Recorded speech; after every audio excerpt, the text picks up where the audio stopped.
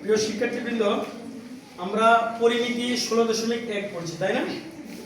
16.1 এর এখন আমরা যে প্রবলেমটা সলভ করতে যাচ্ছি এটা হচ্ছে তোমাদের 16.1 অনুশীলনী 16.1 এর 6 নাম্বার কি বলা আছে যে একটি ত্রিভুজে দুই বাহুর দৈর্ঘ্য যথাক্রমে 26 মিটার 28 মিটার এবং ক্ষেত্রফল 182 মিটার 2 বর্গ মিটার হলে বাহুদ্বয়ের অন্তর্ভুক্ত কোণ নির্ণয় করো।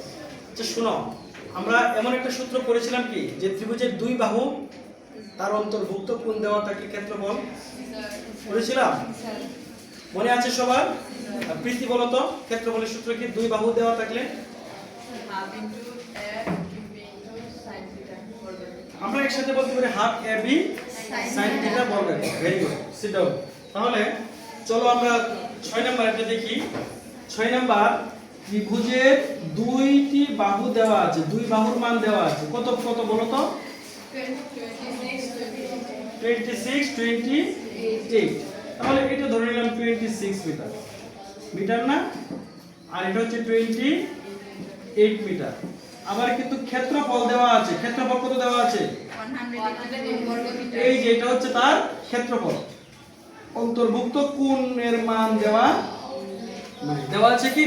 আমাদের এটা বের করতে হবে। তাহলে আমরা লিখি, মনে করি, দেখো মনে করি ত্রিভুজের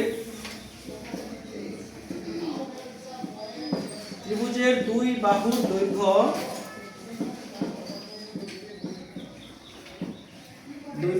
যথাক্রমে a ইকুয়াল টু, আমরা একটা লিখলে হলো a ইকুয়াল টু লিখলাম 26 metre, d equal to 28 metre.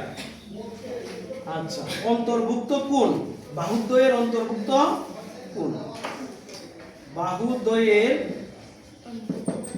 অন্তর্ভুক্ত কোণ। অন্তর্ভুক্ত মানে কি? দুইটা বাহুর মাঝখানের যে কোণটা, অন্তর্ভুক্ত কোণ থিটা ইকুয়াল টু হোয়াট, এটা আমাদের বের করতে হবে। ঠিক আছে, বাহুদ্বয়ের অন্তর্ভুক্ত কোণ থিটা ইকুয়াল টু হোয়াট, এই থিটার মান আমাদের বের করতে হবে। আবার ত্রিভুজের কি দেওয়া আছে বলো? ক্ষেত্রফল দেওয়া আছে না? তাহলে আমরা ক্ষেত্রফলের সূত্র কি জানি? Half A B sin theta. তাহলে আমরা সরাসরি লিখব প্রশ্ন মতে ক্ষেত্রফলের সূত্র বলো হাফ এ বি কি sin theta, half A B sin theta equal to, এর মান কত দেওয়া আছে? ক্ষেত্রফল কত দেওয়া আছে বলো? 182 বর্গ মিটার দেওয়া আছে। এই যে আমরা সমীকরণ পেলাম বা তৈরি করলাম ক্ষেত্রফলের সাহায্যে, হ্যাঁ, এখন এই সমীকরণ সমাধান করে আমাদের থিটা এর মান বের করতে হবে, অর্থাৎ অন্তর্ভুক্ত কোণের মান বের করতে হবে। কি বের করতে হবে? তাহলে চলো আমরা কাজটা করি, দেখি। বা এই যে হাফ ইনটু এ এর মান বসাই, এ এর মান কত? এ এর মান 26 ইনটু বি এর মান 28 পরে ইনটু কি sin থিটা। এটার কোনো মান নাই এখন পর্যন্ত, মান আছে কি? তাহলে 182 ডান পাশে।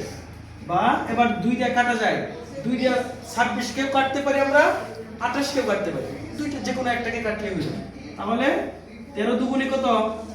26। এবার বলো তো 13 গুণ 28, ক্যালকুলেটর ব্যবহার করো। 13 গুণ 28 কত হয়? 300 কত?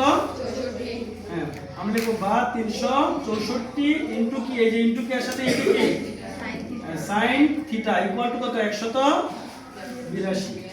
বা এবার লক্ষ্য করো, আমরা যদি sin থিটা রেখে দেই তাহলে 364 ডান পাশে গিয়ে কি হবে? গুণ হবে না ভাগ হবে? ভাগ হবে না? ভাগ হবে। তাহলে আমরা কি লিখব পরের বার? sin থিটা ইকুয়াল টু উপরে যাবে 182, নিচে কি হবে? 300। দেখো তো 182 দিয়ে মনে হয় 364 এর কাটা যায়, দুইবার যায় কিনা?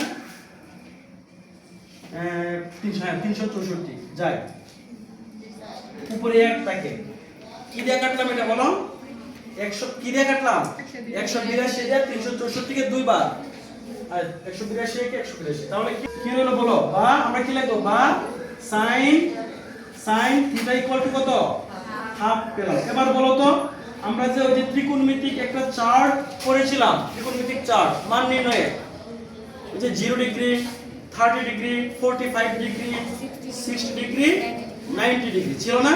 এখন বলো তো এখানে যেহেতু হাফ আসছে তাহলে এইটার মান এখানে sin থিটা আছে, ওইটা sin কত ডিগ্রি হতে পারে? 30 degree. sin 30 degree. Very good. sin 30 ডিগ্রির মান হচ্ছে হাফ। তাহলে হাফের পরিবর্তে আমরা কি লিখলাম? sin 30 degree. এবার উভয় পক্ষ থেকে আমরা sin বাদ দিব। কি বাদ দিব? sin বাদ দিলে সুতরাং থিটা ইকুয়াল টু কত? 30 ডিগ্রি। 30 ডিগ্রি। এই যে দেখো অন্তর্ভুক্ত কোণ আমরা পেয়ে গেলাম। এখন লিখব সুতরাং অন্তর্ভুক্ত কোণ কত ডিগ্রি? 30 ডিগ্রি। এইটা হলো অ্যানসার। তোমরা কি অঙ্কটা বুঝতে পেরেছো? কি বুঝতে পেরেছো? হ্যাঁ, ধন্যবাদ সবাইকে। তোমরা এটা উঠে নাও।